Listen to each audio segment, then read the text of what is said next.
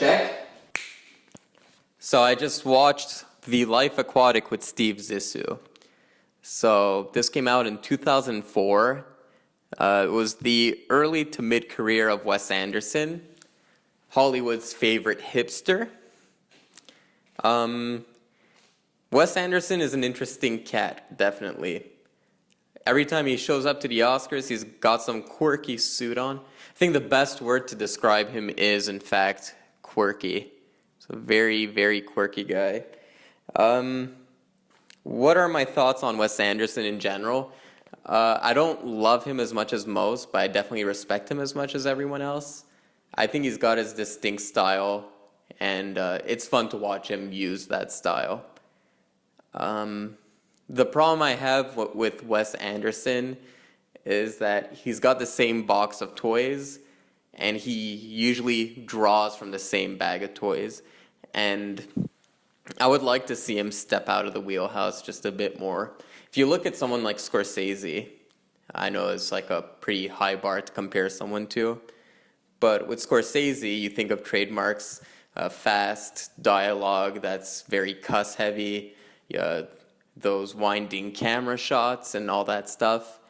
But I find Scorsese has a couple of films in his filmography, like A King of Comedy or A Last Temptation of Christ, just something that's not, you wouldn't expect from Scorsese. And I would like to see Wes Anderson do something that I wouldn't expect from him and kind of get out of his comfort zone a little bit.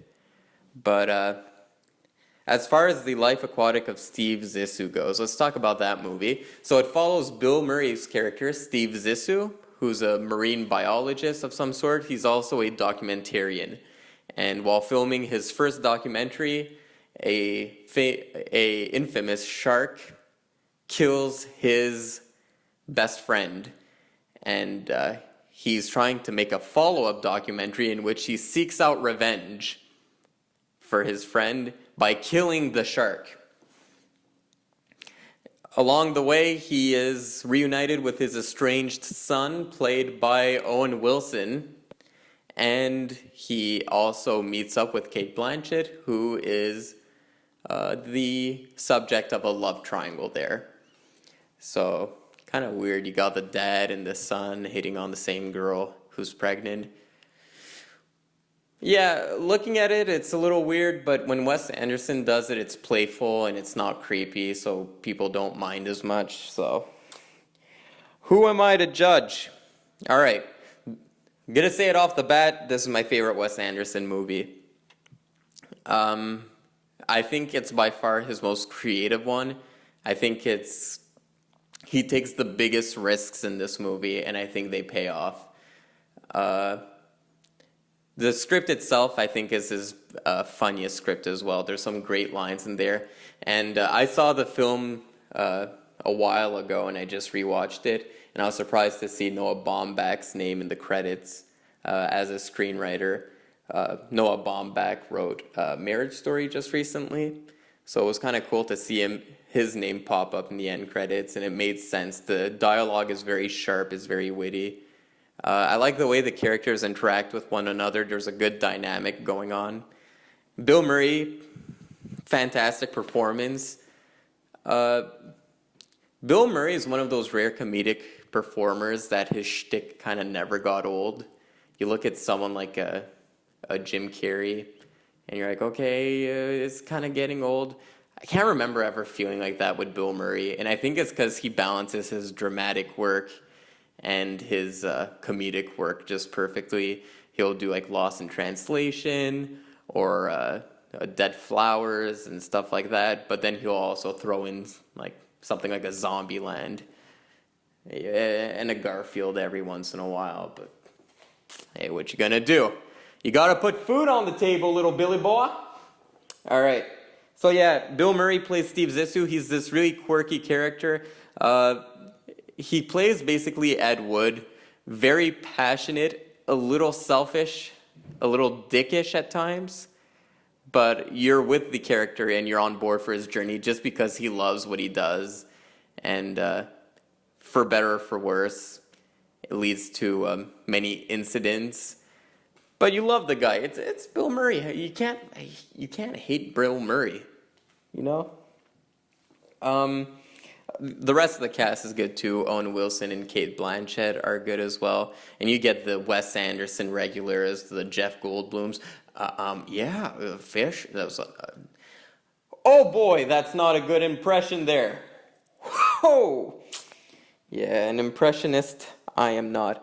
The most unique thing about this movie that's not as common in the other Wes Anderson movies is the fact that he mixes stop motion animation with live action performances. So all the creatures, all the fish are done in stop motion. And to my surprise, they were done by Henry Selick.